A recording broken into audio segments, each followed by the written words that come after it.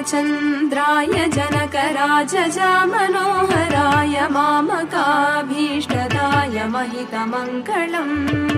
रामचन्द्राय जनकराजजामनोहराय मामकाभीष्टदाय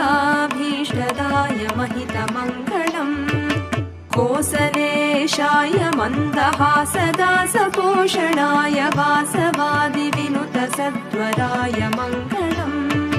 कोसलेशाय मन्दहासदासपोषणाय वासवादिविनुतसद्वराय मङ्गलम् चारुकुङ्कुमोऽपि